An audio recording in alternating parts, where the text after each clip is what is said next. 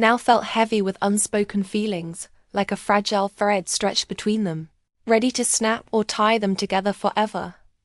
Emma sat on the edge of the sofa, the little gift box still in her lap, her fingers tracing the string as if it were some puzzle she wasn't quite ready to untangle. Jake sat opposite her, his body leaning forward, his hands clasped tightly, as though holding back a storm. For a long moment, neither spoke. The ticking of the clock on the wall filled the air, each second sounding louder than the last. Emma could feel her pulse in her throat, an uneasy rhythm that betrayed how deeply she was shaken. Finally, she broke the silence. "Jake," she said softly, "you don't understand what you're saying. I'm your mother's best friend. I've known you since you were a child. This," she gestured weakly toward the gift, toward his intense gaze, toward the space charged with his confession. "This can't be real." Jake's eyes didn't falter. "It is real. I've tried to ignore it, Emma.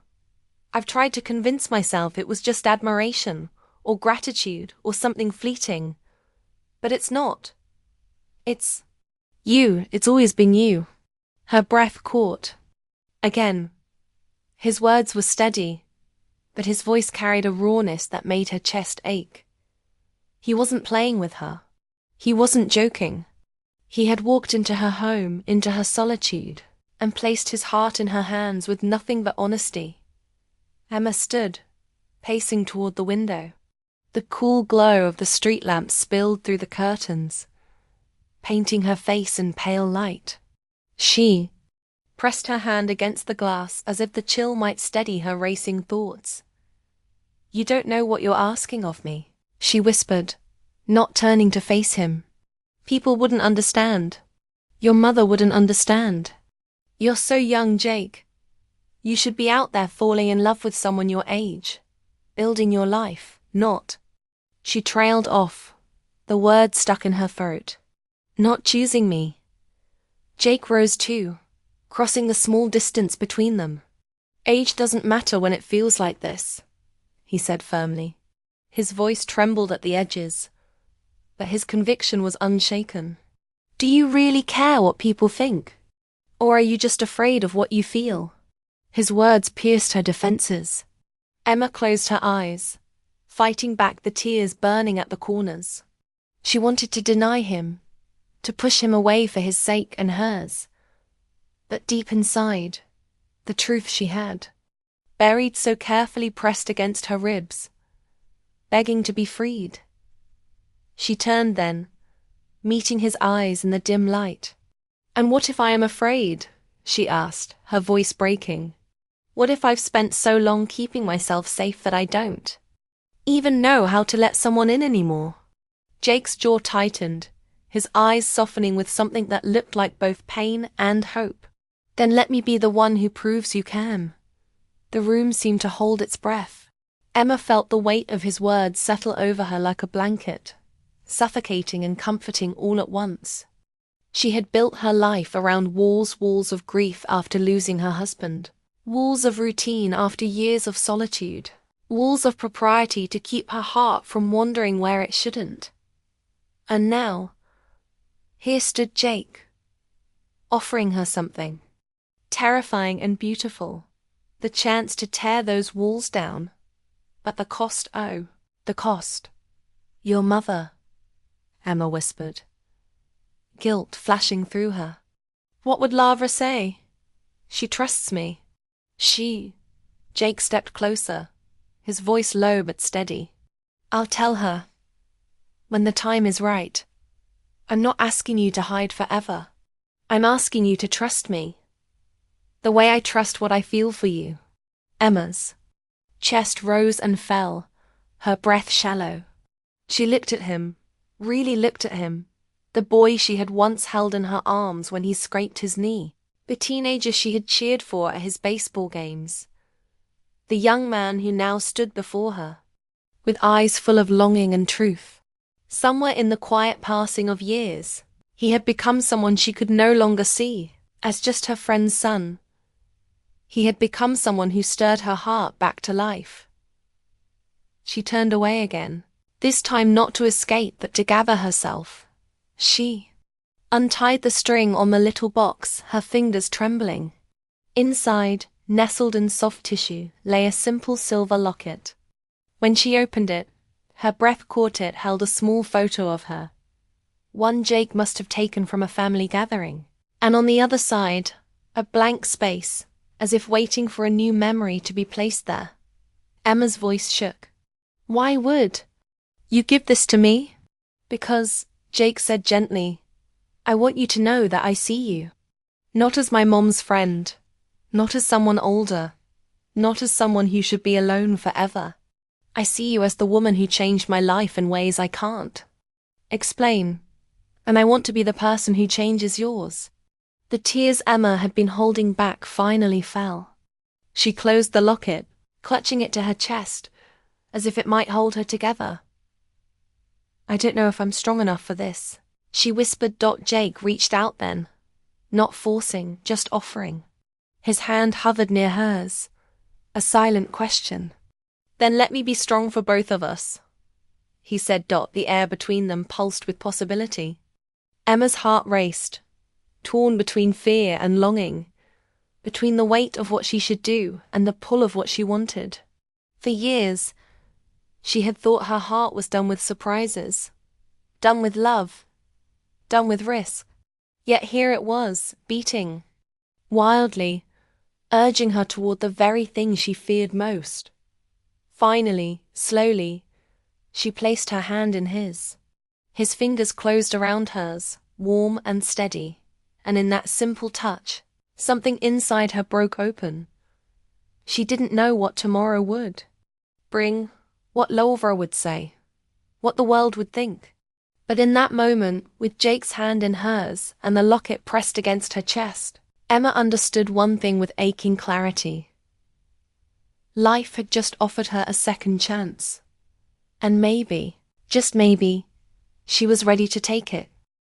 The bracelet still lay in Emma's hands, its silver charm catching the faint glow of the lamp. The leaf shimmered like a frozen piece of autumn, delicate yet unyielding. She turned it over in her fingers again and again, as though the motion could steady her racing heart. But no matter how tightly she clung to it, nothing could quiet the storm inside her. Jake hadn't moved. He sat on the edge of the chair across from her, his shoulders tense, his hands clenched together. It wasn't impatience that made him still. It was determination. His eyes never left her, and that gaze alone was enough to unravel her defenses, thread by thread. Her voice cracked slightly. She had intended to sound firm, like the responsible adult who should shut this down before it spun any further out of control. But her tone betrayed her. It was softer, more vulnerable than she wanted. He leaned forward, just a little, not closing the space completely, but bridging enough of it to make her pulse quicken. "You don't have to say anything yet," he said quietly. "I just needed you to know. I couldn't keep pretending." Pretending. The word lingered in Emma's mind. Had she been pretending too, all this time? Pretending not to notice the way her heart leapt when Jake smiled at her. Pretending that his presence didn't make the air feel heavier, warmer, more alive. Pretending she hadn't already let thoughts slip into her mind that she was too ashamed to voice. She tightened her grip on the bracelet. "Jake, this isn't right," she whispered again, though the conviction was fading from her words. "I'm your mother's best friend. Do you know what this could do to her if she ever—" "I do know," Jake interrupted softly, his voice filled with a mix of pain and courage. "And I hate the thought of hurting her." That Emma, his eyes locked with hers, steady and unflinching. "I can't help how I feel about you. I've tried. I've tried to ignore it, to push it away, to focus on other people. But none of it worked. No one else feels like you." Emma's chest rose and fell unevenly. She wanted to deny it, to call it youthful infatuation. But his words rang with something too honest, too raw to dismiss. She remembered the times she had seen him at family gatherings. The way his laughter filled the room. The way he carried himself with quiet confidence. She remembered noticing him when she shouldn't have, brushing it off as nothing. But deep down, she knew it had always been there. Still, fear pressed against her ribs. People would never understand, she said, her voice breaking. They'd call it wrong. They'd judge us. They'd judge me. Jake's expression softened. He stood then, slowly, as though giving her every chance to stop him. When he crossed the small space between them, Emma felt her heart slam against her chest. He didn't touch her. Not yet. But he knelt down slightly so that his eyes were level with hers. "I don't care about them," he said firmly, his voice low but filled with conviction. "I care about you. I care about how lonely you've been, how much you've given to everyone else without ever letting yourself need someone. I see you, Emma. Not as Mom's friend, not as someone older, not as a role you're supposed to play. Just you." Her throat tightened with tears she hadn't realized she'd been holding back. Nobody had spoken to her like that in years. Not since before her husband passed away. People were kind, yes, but kindness wasn't the same as being seen. Kindness was polite. Kindness was shallow. This was something else entirely. She shook her head weakly, though her hands betrayed her by clutching the bracelet tighter instead of setting it aside. "Jake, you deserve someone who can give you a future. Someone who isn't complicated." He reached out then, not to pull her close, but to take her hand carefully in his.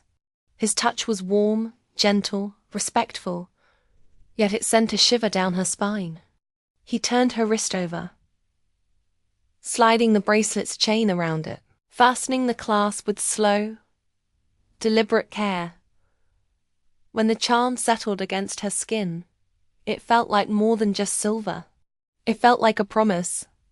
"I don't want simple," Jake whispered. "I want real. And I've never felt anything more real than this." Emma's breath caught. She wanted to snatch her hand back, to undo the clasp, to throw the bracelet onto the table and tell him to leave. But she didn't.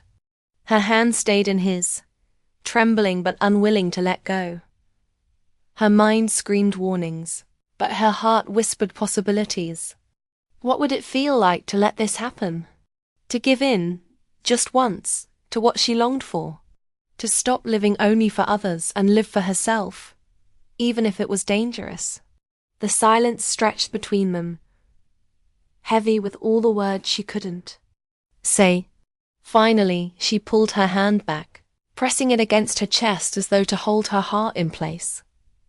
"Jake," she said shakily, "if anyone ever found out—" "They won't," he said firmly, standing now, his height casting a shadow across her.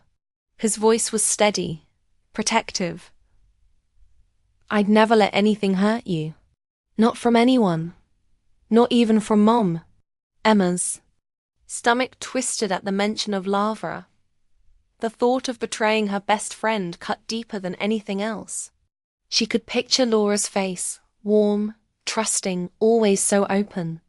The idea of her finding out about this, about even this conversation, was unbearable, and yet, the thought of sending Jake away was unbearable too. She rose slowly from the sofa, putting space between them, though her body ached with the loss of his nearness. She turned toward the window, staring out at the quiet street, the faint glow of the street lamp shimmering through the branches. Her reflection in the glass looked unfamiliar, softer, more alive than she remembered. Behind her, Jake's voice came again, quiet but filled with certainty. "Emma, you deserve to be loved, and I want to be the one who does it." The words struck her again, deep and unrelenting. She closed her eyes, fighting back tears. She wanted to scream at him to stop, to go, to never say those words again. But she also wanted to turn around, to step into his arms, to let herself feel everything she had buried for so long. Her silence was its own kind of answer. Not yes. Not no, but a dangerous in-between. When she finally turned back, Jake was watching her with that same unwavering gaze. He didn't move closer, didn't push, but he stood as though waiting for her to take the first step. Emma's lips parted, but only a whisper escaped. This can't happen. But the way her voice cracked betrayed her. She wasn't convincing either of them. Jake took a breath, his jaw tightening. Then, with quiet determination, he said the words that made her entire world tilt. Maybe it can. Emma's heart pounded, so loudly she thought he could hear it. She knew she stood on the edge of something she couldn't undo. One step forward, and her life, their lives, would never be the same. And yet, deep down, part of her wanted to take that step. Emma's hands trembled slightly as she rested the small box on her lap. She wasn't sure whether it was the weight of the box itself, or the weight of Jake's words that unsettled her more. A confession. The phrase echoed in her mind, refusing to quiet down. She glanced at him again, hoping to find some kind of lightness in his expression. A joke, perhaps, or a smile that suggested he didn't mean it as seriously as it sounded. But Jake's eyes held steady. There was no trace of humor there, only sincerity. For a long moment, Emma couldn't bring herself to untie the string. The box sat between them like a secret, waiting to be revealed. She looked down at it again, noticing how neatly it had been wrapped. It wasn't store-bought wrapping paper. It was brown craft paper, folded with care. He had taken time. He had thought this through. That realization made her chest tighten even more. Go on, Jake said gently, his voice steady, though his hands fidgeted against his knees. Emma forced a small smile, though her nerves betrayed her. Slowly, carefully, she slid the string free and peeled away the paper. Inside the box lay a delicate silver bracelet. A charm dangled from its chain. A small, perfectly shaped leaf. Simple, elegant, beautiful. Her throat tightened. Oh, Jake. I remembered, he said softly, leaning forward slightly. You always said autumn was your favorite season. You'd take those long walks in the park when the leaves started changing. I used to see you when I was a teenager, coming back from practice, carrying leaves in your hands like they were treasures. So, his voice faltered for a moment, then steadied again. I thought of you when I saw it, and I wanted you to have it. Emma stared at the bracelet, her emotions tangled in a way she couldn't begin to untangle. A memory flashed in her mind. Years ago, walking with Lava and Jake through the park when he was still a boy. She had stopped to admire the golden leaves, falling around them, and Jake had picked one up, handing it shyly to her. Here, Miss Emma, for you. She had laughed, touched by the gesture, never imagining that years later he would hand her something far more lasting and far more complicated. This is too much, Emma said, her voice shaky. She placed the bracelet back in its box, afraid that if she held it any longer, she'd reveal too much of what was stirring inside her. Jake, you should be giving gifts like this to someone your own age, not what? His interruption was gentle, but firm enough to stop her in her tracks. His gaze locked on hers, unwavering. Not you. Her lips parted, but no words came. That's just it, he continued, leaning forward now, his elbows resting on his knees. I don't want to give this to someone else. I don't want someone else, Emma. I wanted you to have it. Because... His voice broke for a fraction of a second, raw and unguarded. Because I felt something for you. For a while. The world seemed to fall into silence. Even the hum of the refrigerator in the kitchen felt distant. Emma's heartbeat thundered. In her ears, he couldn't mean it. He could single quotes. Her first instinct was to laugh it off, to wave her hand, and tell him he was just confused. That he was mistaking admiration or fondness for something more. That the way he looked at her, with that kind of depth, that kind of knowing, told her that this was no fleeting crush. Emma lowered her eyes, her breath shallow. Jake, she whispered, but she couldn't finish the sentence. He leaned back, as if to give her space, but his words still carried across the room, steady and certain. I know it sounds crazy. I know you weren't expecting this, but I had to tell you. I couldn't keep it to myself anymore. Emma's mind raced. She had always thought of Jake as Laura's son. Yes, but in the last year or so, something had shifted. Whenever he stopped by with Laura, she noticed the man he had become. The way he carried himself. The kindness in his gestures. The way his smile lingered a moment longer than it should have when he looked at her. She had brushed it off, convincing herself it was nothing. Just her imagination. Just loneliness playing tricks on her. But now, here he was, saying out loud the very thing she had never dared to put into words. Her chest rose and fell with uneven breaths. Jake, this isn't right, she finally managed. Her voice was firmer than she felt. I'm your mum's best friend.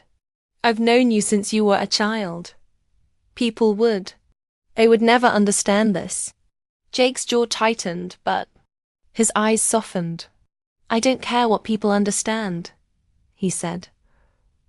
I just know how I feel. The simplicity of his words made them even more dangerous. Emma felt the pull of two worlds inside her.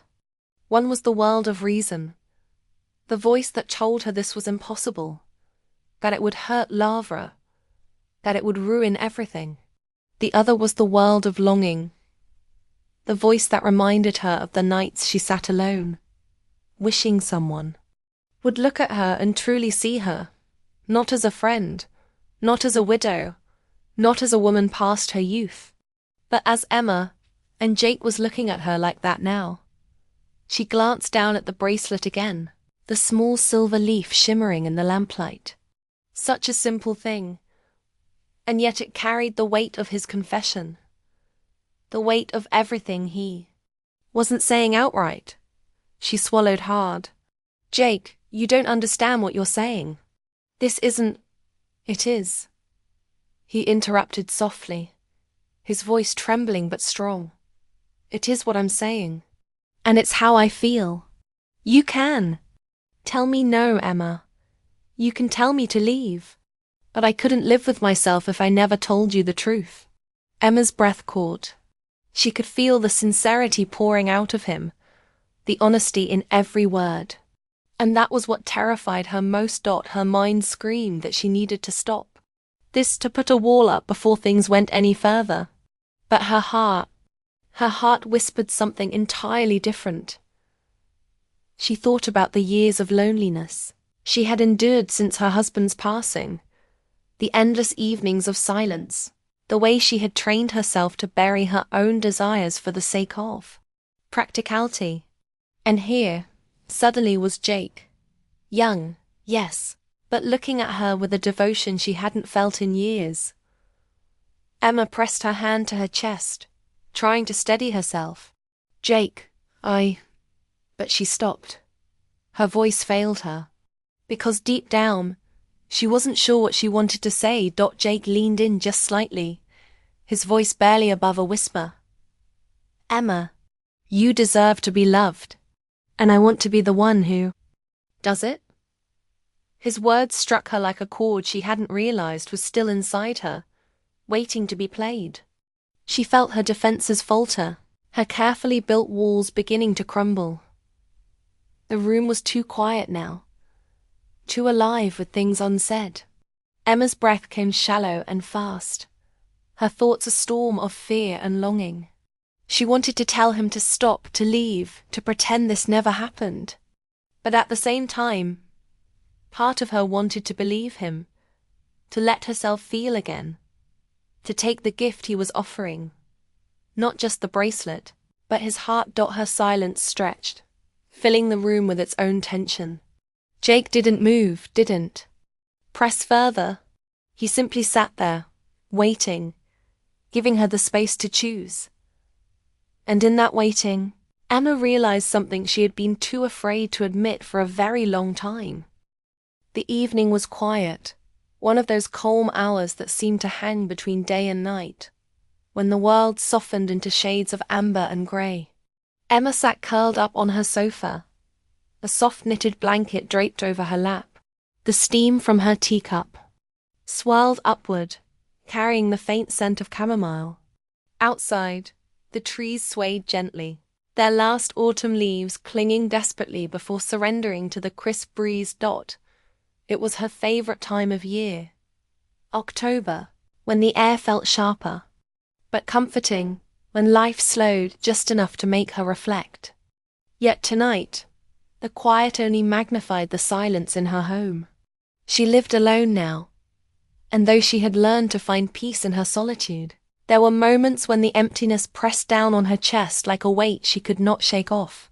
Reached for her book, one she had been trying to finish for weeks, but her eyes drifted instead toward the window. The sun had slipped away completely, leaving only the faint glow of a street lamp across the road. She sighed, her mind wandering to the people who used to fill her evenings. Her late husband, who had been gone for years now, and the friends, who were all busy with families of their own. One of those friends was Lavra, her best friend since college, the kind of woman who always had a story to tell, a laugh to share, and an endless warmth to give. They had been through everything together: marriages, heartbreaks, children, jobs, losses. Even now, they spoke nearly every day, sometimes about nothing important, sometimes about things that mattered more than either of them dared admit. Emma thought of Laura's family often. Laura had 2 children, but her son Jake always stood out in Emma's mind. She had known him since the day he was born. She remembered babysitting him when Lavra was too exhausted to get out of bed, remembered his messy hair sticking out in every direction when he was a little boy, his shy smile whenever she offered him cookies fresh from the oven. But children don't stay children forever. Jake had grown up. Somewhere along the line, Emma had stopped thinking of him as Laura's little boy, and started noticing the man he had become. Noticing but never admitting, not even to herself. The sudden knock at the door jolted her back to the present. She frowned, setting down her cup. It was late for visitors, too early for a neighbor to need something simple like sugar, too unusual for anyone to show up unannounced. She padded softly to the door, tightening the blanket around her shoulders. When she opened it, she froze. There was Jake. He stood taller than she remembered from the last time she saw him, his shoulders broad. Beneath his jacket, his expression caught somewhere between nervous and determined. In his hands, he held a small box wrapped in simple brown paper, tied with a string. Nothing fancy, but carefully done, as if the act of wrapping it had meant something. Jake? Emma's voice carried her surprise. What are you doing here? He smiled faintly, shifting the box from one hand to the other. Hi, Emma, I brought you something. Emma blinked, her mind racing with possibilities. Why was he here, at her door, on a quiet autumn evening?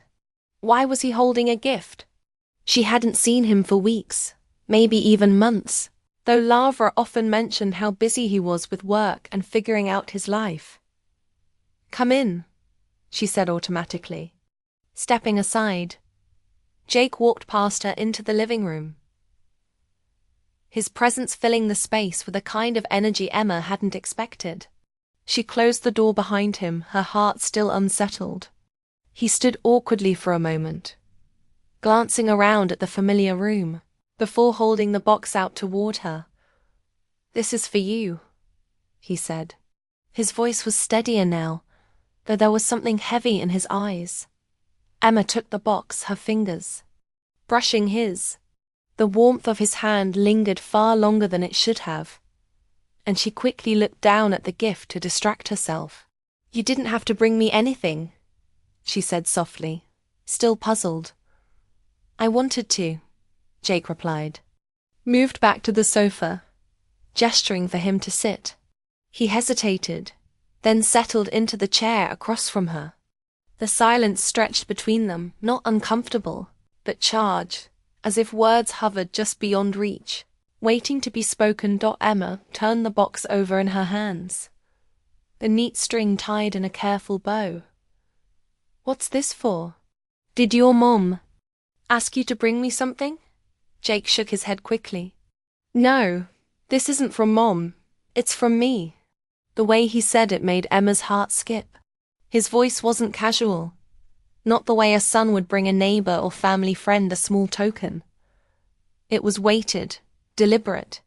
She looked up, meeting his gaze, and in that instant, she felt something shift. "This isn't just a gift," Jake said, his words slow, deliberate. His eyes didn't waver from hers. "It's a confession." Emma's breath caught in her throat. A confession? Her fingers tightened around the box, and the quiet room suddenly felt alive with unspoken tension. She didn't know what he meant yet, but the way he looked at her, steady, unwavering, almost vulnerable, made her realize this was not going to be an ordinary evening. Her quiet world, the one she had carefully built out of routine and solitude, was about to change. She could feel it in the air, in the way his presence stirred emotions she thought she had buried long ago. The knock at the door had seemed so simple, so ordinary. But now, with Jake sitting across from her, his eyes filled with something she couldn't yet name, Emma understood. This was the beginning of something she wasn't prepared for. And maybe, just maybe, something she had secretly longed for all along.